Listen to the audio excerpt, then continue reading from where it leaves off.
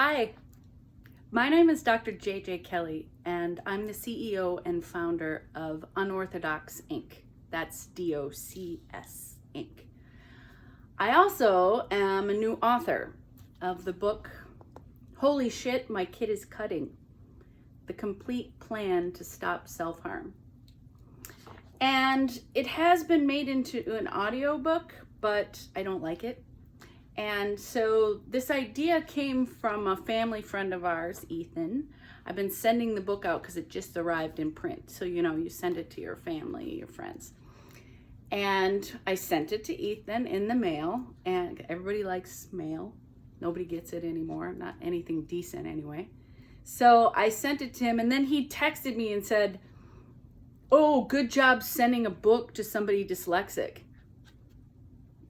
Nice, thank you. And I'm like, Dick, I didn't know you were dyslexic. Am I supposed to guess? And that's how Midwesterners speak to each other when they're close. So anyway, I was like, oh, that's actually a good idea for anybody with any sort of learning differences and or someone blind. So yeah, I don't like my audiobook because it's not me reading it, so I figure I'll just read it, put it on YouTube. So welcome to Holy Shit, My Kid is Cutting, The Complete Plan to Stop Self-Harm, by me, Dr. J.J. Kelly. For Joey P., thank you for always reminding me to live the question. Chapter 1, Validating Scary.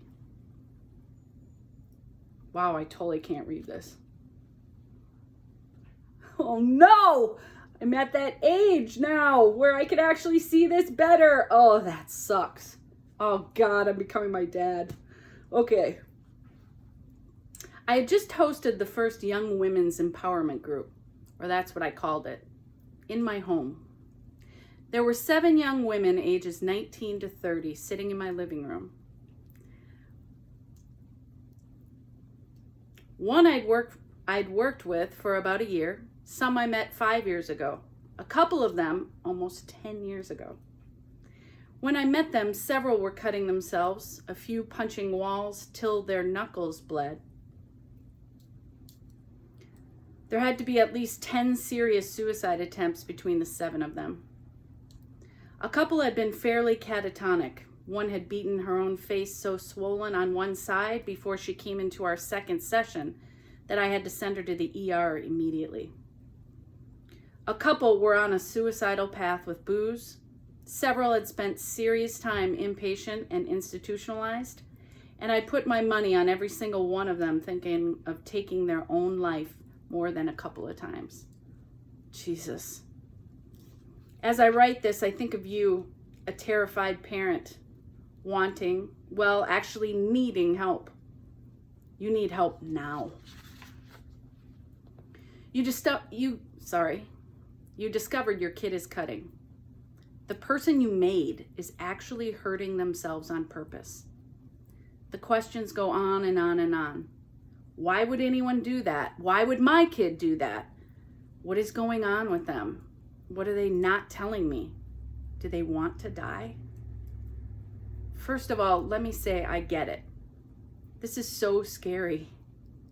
There is something so against nature that a human being would want to hurt themselves on purpose. But those young people at my empowerment group are the most emotionally intelligent people I have met, and I've trained with geniuses.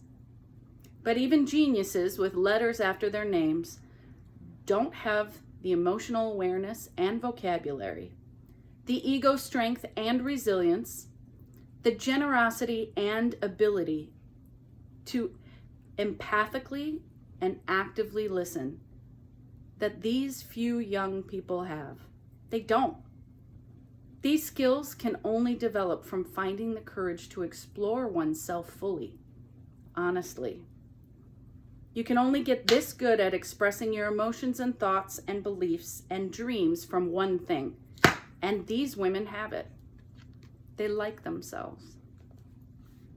They have worked their asses off, many of them for years, to learn who they are and accept themselves, flaws and all.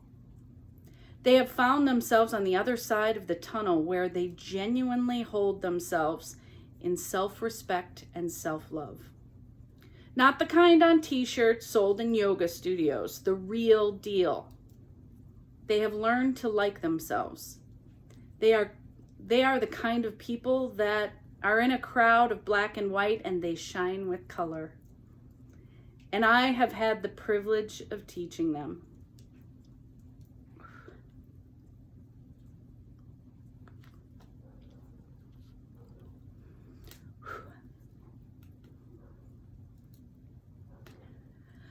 Whew.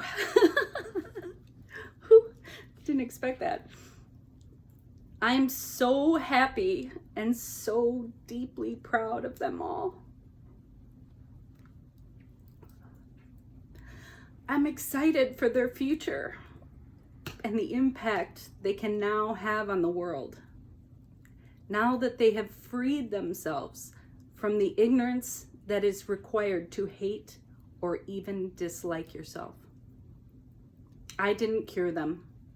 I just taught them the skills to effectively manage their emotions so they can find who they really are and what their values are, so they can act according to those values and reinforce their self-esteem and self-confidence. Because that's what I believe. Global healing can be achieved by teaching people how to like themselves.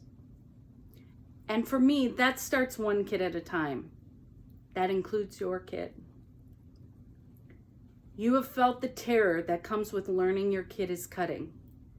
If you came into my office for the first appointment, I would likely introduce myself, offer you tea, follow you into the room, and gesture for you to have a seat on the couch. I'd then sit across from you and likely say, "So what's going on?" You'd probably be nervous, but launch into it anyway.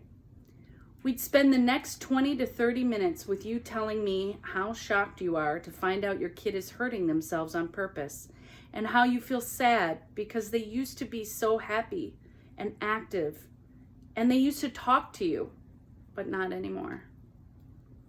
You'd say how you feel guilty because you thought their moodiness was just a teenager thing, and you had no idea how serious this was. I probably wouldn't say much. I'm sure I'd be emphatically nodding the whole time you expressed your feelings. The whole time you expressed your feelings, probably adding several times, "Totally, yep, totally.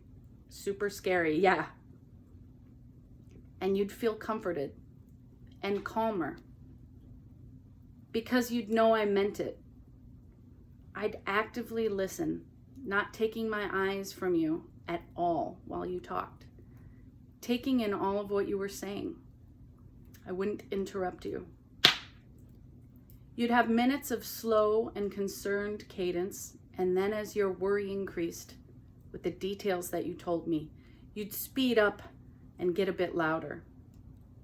I'd stay out of your way and let you tell me your story until you came to a pause where you probably wouldn't yet ask me out loud, but you'd look at me with the question in your eyes.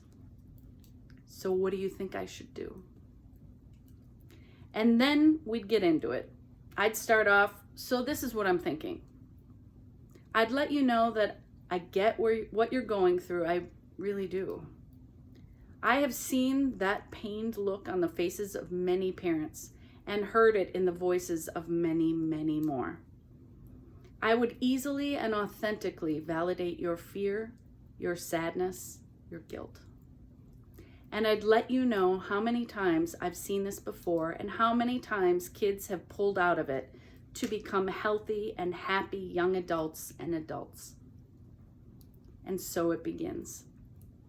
Except what I do is have that same first meeting with your kid. When a kid is cutting, parents and professionals send them to me.